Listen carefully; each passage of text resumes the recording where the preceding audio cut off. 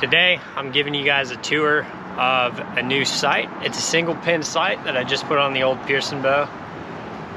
It's made by TruGlow, and it's called the Range Rover. There's a Range Rover Pro, and there's just a regular old Range Rover.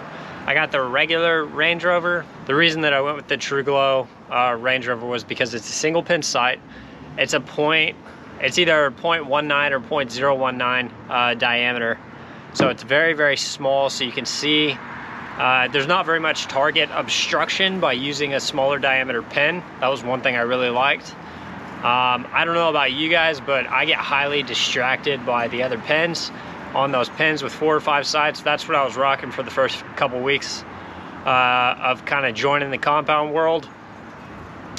I'm not a huge fan of the multi-pin sights. I like just focusing on one thing and never having to wonder, like, am I using the right sight? What did I set this pin for? I like the idea of having a rangefinder and a pair of binoculars attached to my chest while I'm hunting. If I ever see an animal or anything that I would like to harvest, you just range find it. Say it's at 40 yards. You would come over here to, let me make sure you guys can see this. So there's a slider on the backhand part, and there's a wheel that you can adjust the positioning of the pin. So there's a little locking wheel on the side, this little tiny one here. That's just a locking mechanism for the bigger wheel. But if you look here, you can see how this gear will move up and down through this gear track. And then let me show you what happens as that's going on. Sliders are so cool, man. So you can loosen up the locking. That's pretty much just like a locking nut. And then you can move this bigger gear wheel kind of up and down. So there's a pin set on here, and it's set at the bottom, it's at 20, right? And then you can alter it to whatever distance that you want to shoot. Sometimes if you change the big wheel, you have to loosen the smaller wheel even more. So if I wanted to shoot 70, I would set it to 70. The pin right at 70. If I want to shoot 60, at 60. If I want to shoot 40, same thing. And then 20, same thing. So this sight tape, that's what you call these, is sight tapes. So this sight tape has a range of 20 to 100 yards, and then there's a little bit of space above the 100. So maybe I might even be able to shoot a little farther than that. One of the questions I had when I first started reading about these and the single pin sights and how they're advantageous, because they're supposed to be more adaptable to multiple positions. You only use the single pin, but then you're using one pin in comparison to 5, but then at the same time you have more yardage coverage with the single pin than you do the 5. I was like, when I read that, it's okay, how's that happen? And this is where the magic happens. It's called a sight tape. So the sight tape has a range of yardages. At the lowest point of the sight tape, you'll have normally 20 yards. At the highest point, you'll have either 80 yards, 100 yards. I've seen both from the stuff that I've looked at. So when you buy one of these sights, it's gonna come with like 40 to 100 different sight tapes. And that's how you individualize this single pin sight for your bow. So what you do is you set it, so you set your sight tape. It comes with one out of box already put on there, and it'll have the 20-yard marker down at the lowest point that this wheel can go. So you just turn the wheel until it's at the lowest point, and then the pin on the wheel will be at 20 yards, right? And then you set, so this pin inside the housing cannot move. But using these 2 screws on here, you see how there's a little slider housing here as well? So using these 2 screws, you're gonna move this pin up and down in this slider housing here, and that's how you're gonna set your 20 pin. So just to recap, just to make sure I'm being ultra clear, I'm beating the dead horse, I know, but just in case. Operation 1 is move the pin to the 20-yard position on the standard sight tape that comes with your bow. After that's done, you're gonna use these 2 screws and you're gonna set the pin. You're gonna loosen these screws and move this entire sight housing, the thing that looks like a mini tuna can or like a dip can or something. You're gonna move that up and down within this housing so that your pin, your single pin, when it's when this back wheel pin is set at 20, you want your single pin to be dead on at 20. So that's the first step. After you have that, you're pretty well on your way. You're gonna back up from 20 yards to about 40 yards or 60 yards, 40, 50, 60. The instructions recommend 40 yards or higher. There's a reason for that, and I'll explain here in a sec. So with me, I'm in a backyard at some family's house. So the limitations here were 40 yards. So my second distance was 40. So I back up to 40 yards. I approximate. So after I have the 20 pin set, we will never again touch these two bolts. We'll never gonna get the Allen keys out and realign the vertical setting of this slider. This is now kind of cemented. So in your head, think, okay, that is cemented. That is unchangeable, it's immovable. The next step is after we've backed up to 40 yards or whatever your secondary distance is, so either 40, 50, or 60 yards, you're now going to loosen up your lock nut on your wheel. So loosen that up, turn on the standardized sight tape to 40, take your shot. It will be roundabout in the vicinity. So if you're shooting at like a 1.5 foot target or a 16-inch target or something like that, I know 16 inches isn't 1.5 feet, but those are two different standardized measurements for targets that I've seen. So if you're shooting at a target like that dead center, and you're using the standardized sight tape that comes with this sight that you purchased, you haven't changed it out yet, so just turn it up to 40 on the dial, take your shot. If it's high, just make a note of that.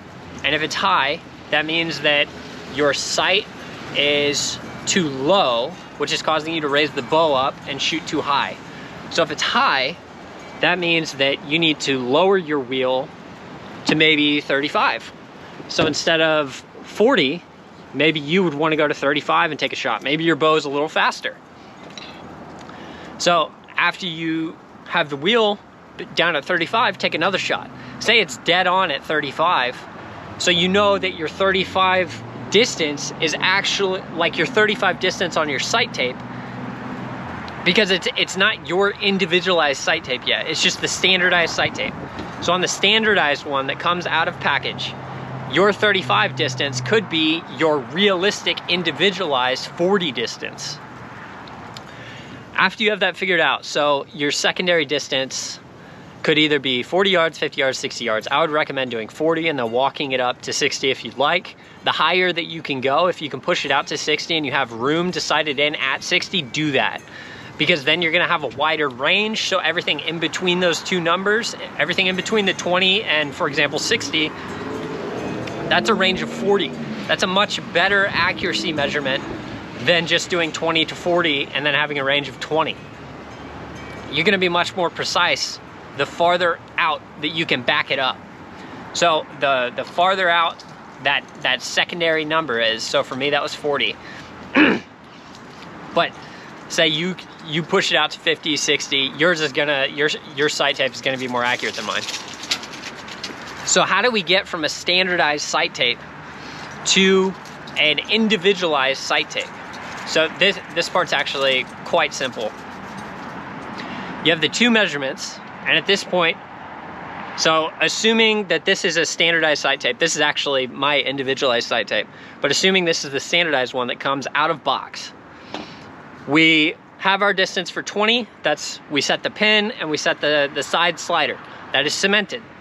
The second thing we're gonna do, back up to 40 or whatever your secondary distance is. You're gonna take a shot, you're gonna figure out your sight, your pin setup using the wheel for the secondary distance. So for the first distance, it's using the slider here with the wheel bottomed out. This secondary distance, you do not touch the slider on the side at all. You touch the wheel and you go up and down and figure out your distance. So assume you have a faster bow than what the standardized sight tape is, or the out-of-box sight tape. then your 35 distance on that standardized line could be your real 40 distance. That's kind of how mine was. Now, inside of the TruGlow, the Range Rover packaging, there's about 40 different sight tapes, and they have them all labeled. And each of these sight tapes has different distances in between. So say your secondary distance is 40, like mine was.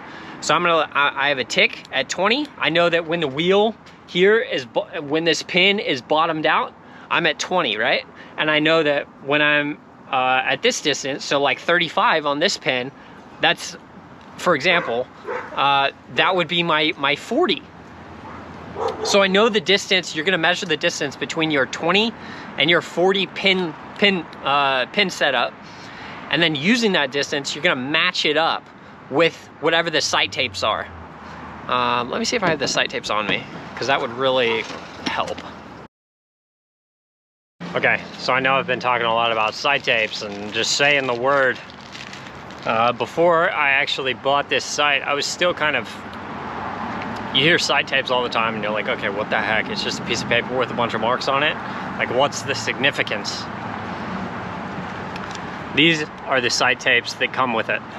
They come with the TruGlow Range Rover sight, not the Pro.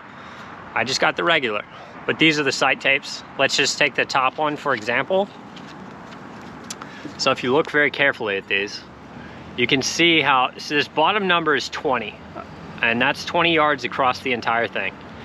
The top number, this is green kind of diagonal to you guys, that's 100 yards. And you can see how the distance between 20 and 100 yards is larger here than it is here. It's kind of shrunk on this side.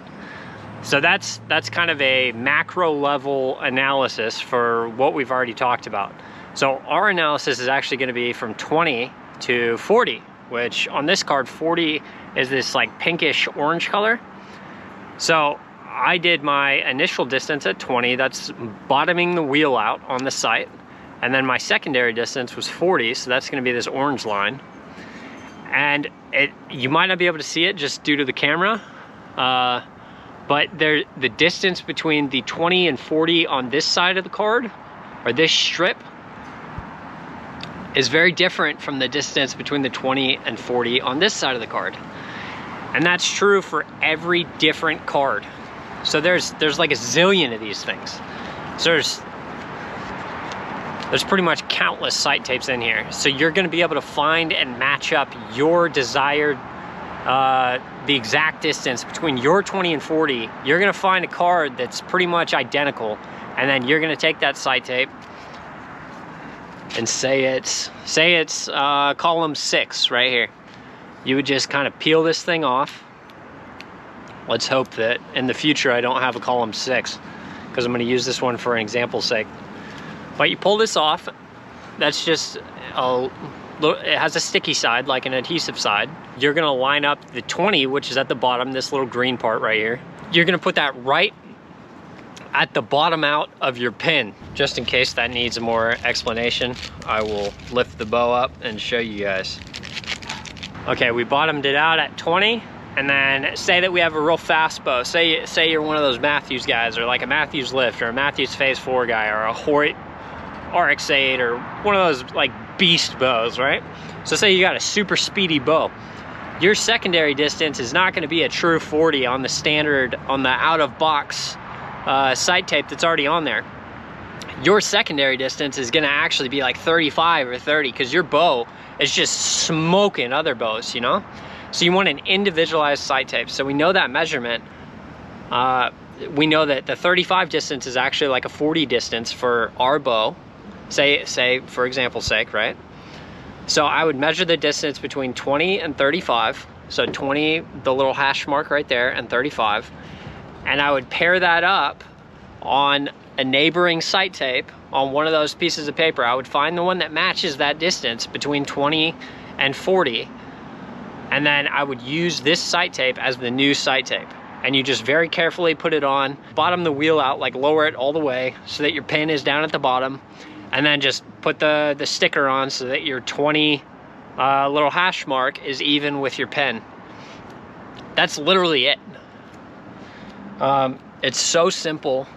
it's a really, really cool idea that just kind of takes into account all the varying trajectories of a projectile, which in this case is the arrow.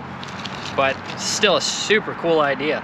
Oh, one other thing that may be worth mentioning. So out of box, I mounted the new sight, right? And single pin, it's beautiful, all this. It has a couple of features that I haven't spoken about yet. It has a windage adjustment, so a left to right adjustment. What's the best way to show you guys this? This wheel is up and down. So our windage adjustment knob is actually right here. So there's a locking, so you can turn this forwards and backwards, this guy right here. And as you turn this, this communicates with a screw inside this housing, inside this little cylinder right here. That screw has threads around the outside of it, right? It has like a helical thread pattern. And as you're twisting it, it acts kind of similar to an auger. So as you're twisting it, whatever is in the path of those threads, so like the dugout threads, is either going to be pushed forwards or back as you rotate that screw. It's a very cool mechanism. There's a clicker inside here, which is just a spring. It's like a little baby spring, and then you have a ball that sits inside the spring, so as you turn it, every once in a while the ball will kind of click. I'll do a breakdown of that. I'm planning on doing a short on that just because I took the whole thing apart. I'm a tinkerer. I like to see how things work. But this was a really cool and very simple mechanism, so I want to show you guys that. But the windage adjustment, so the left to right, is very, very precise. Don't quote me on this because I'm going off memory, but I believe that at 20 yards, one click is equivalent to 1/8 of an inch adjustment for your sight. And you can do it clockwise, counterclockwise, so you can make the sight move left or right. If you go clockwise, so say I were to turn this clockwise, this is really cool to think about. It's going to cause the screw to turn clockwise as well, right? So as this is turning clockwise, it's actually going to push the sight outwards. I just think that's so cool to think about. And this, the same thing, so this is still connected to a screw. We already talked about if you go clockwise. If you go counterclockwise on this, the windage adjustment, it's a micro windage adjustment. So if you go counterclockwise, that screw inside this little housing right here is going to also turn counterclockwise. And as it's turning counterclockwise, the little helical threads are guiding this little sight housing. I don't know if y'all will be able to see it. Let me see if I can show you. There's a little housing inside there. That housing is what's moving the sight to the left and right for the windage adjustments. It's really cool. Whoever engineered this did a good job. I like the way that they did it a lot. I've explained about as much as I can having to do with the sight. Overall, I like it a lot. The only issue that I would say, like pro-con wise, I would say pretty much everything is a pro. I like the way it handles. I like the adjustments on it.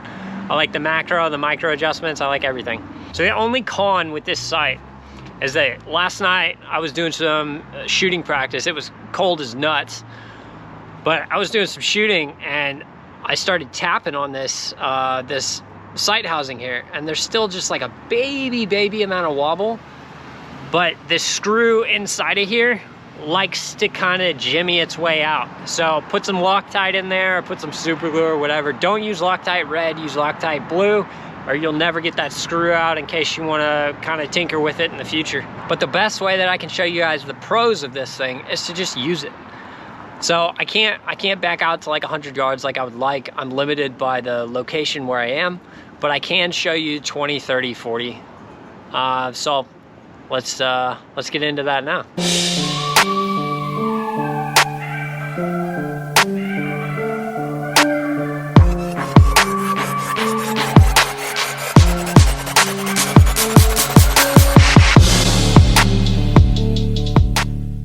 So let's take you through the process. We got the sight tape here, yeah? We are 20 yards away from that red box sitting on the ground right there, okay? So that's what our target is. If you're looking at this sight tape, so you're gonna undo the locking wheel right here, this little mini wheel, and then you're gonna lower. You see that pin, how it moves when you turn this? It's so cool. So get it right down to 20, and here's a little pro tip, just from me jacking with this thing. Go a little bit lower than where you want the pin to end up, because when you lock it down with this nut, it's gonna raise it up. Dude, just barely lower. And then you can see that we are directly at 20. That looks great. Let's take some shots. I promise it's dialed in. I've already taken like probably over 100 shots today. So I'm a little sore. Give me a break.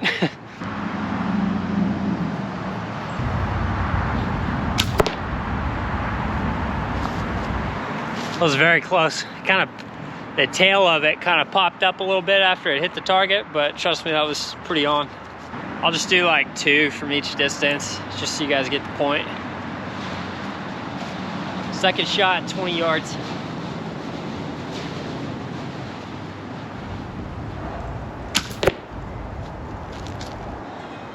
All right, so 20, pretty dialed in. We just backed up to 30. So I've got 3 arrows here. We're just gonna do 2 again. Just 2 at each yardage. We can back up to probably like, it's really not that far. It's only like 35 yards. So for the process of changing it, right now we have the slider down. The pin is at 20, yeah? So you wanna unlock your locking on the wheel, and then you're gonna slide this up. So the big wheel, just kind of little alteration. Make sure the pin is just under the 30, because when you tighten it down with this nut, it's gonna rise up just a little bit. Okay, now we're dead. We're smack on right there. Let's take a few shots and see how we are. It should be relatively dialed. Tell you what, it is getting cold though, guys. For any of you old truck fans, check this thing out. Isn't that sick? And no, it's not mine. It's family members.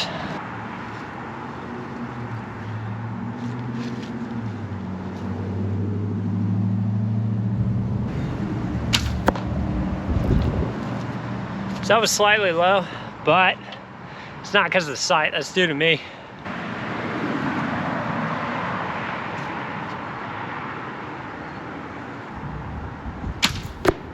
That was dead on. I mean, it's ridiculous. I think it's so cool that you can just be like, okay, I want to shoot this distance, and just shoot it perfectly. All right, now we're back at, let's see. Let me step it off real quick. It's right here. I have a mark for a 30. So 31, 32, 33, 34, 35, and 36. So if we shoot from here, it's 36. So we're gonna take a few shots from here, see if the sight tape that we're using is good enough. If not, we may have to switch it out, which could be advantageous for you guys just because you could see the process of like setting it up. I feel like I did a decent job explaining it, but drop in the comments if you want me to kind of cover anything in the future, or like re-go over something, or if anything I was saying kind of didn't really make sense. We just set the sight tape right at 36. If you can see the pin, it's pretty much 36, yeah? See what we can do.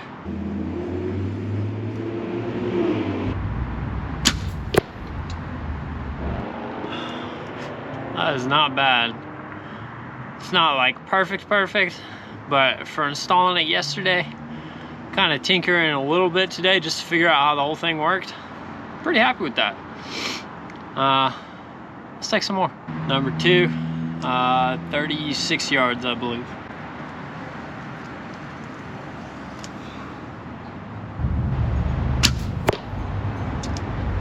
Not bad. Little low. You know what? I didn't actually like range find this. I just kind of stepped it off, and I am pretty tall. I'm like 6'1" without boots, and then probably 6'2.5", 6'3" with boots. I'm gonna go up just a hair. Okay, we're at 37 now. Let's see how this next one does. We'll see if 37 is a little bit better distance. Let's find out.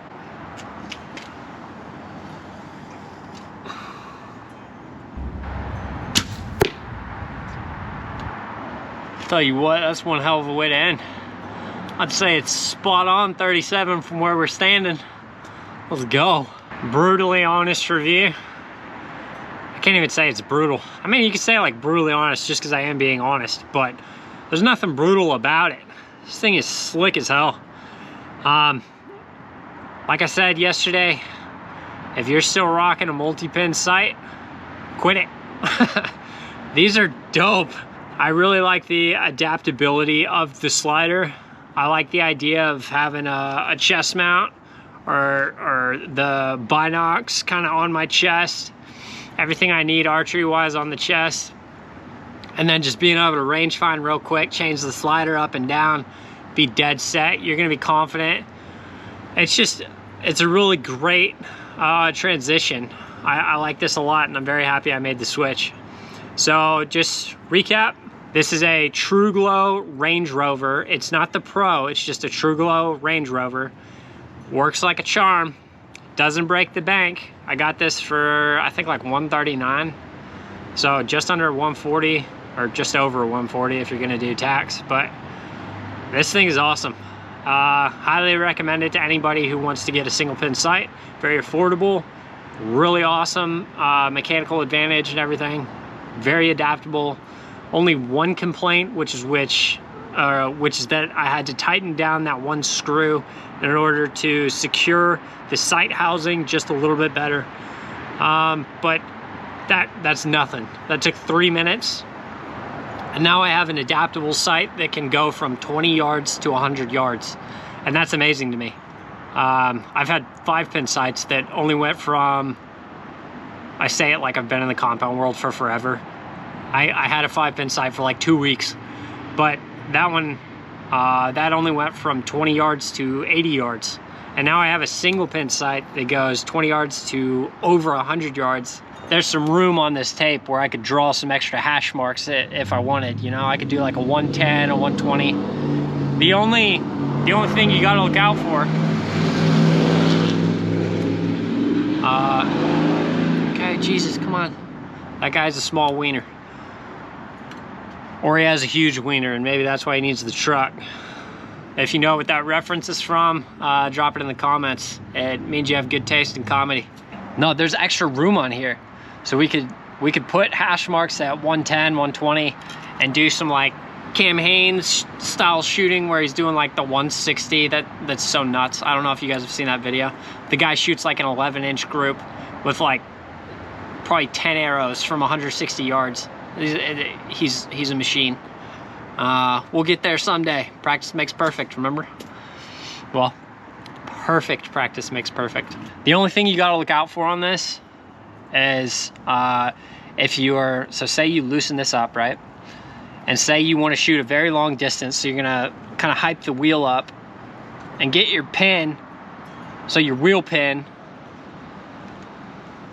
so say you want that very, very high. So say you want to go up to 100 yards, right? Now the limitation here, if you look at the side, this only has a couple more gear spaces to go. And that's actually kind of a benefit, because once it hits here, you can't go up anymore. So it actually does kind of max out at about 100 and maybe 1 or 2, which is, I mean, that's great. It's not like I'm ever gonna shoot an animal from over 100 yards. That's just ridiculous. The reason that this stops here, that this little gear inside here can't go to the top, and the reason that this pin is set here, this is a limiter pin.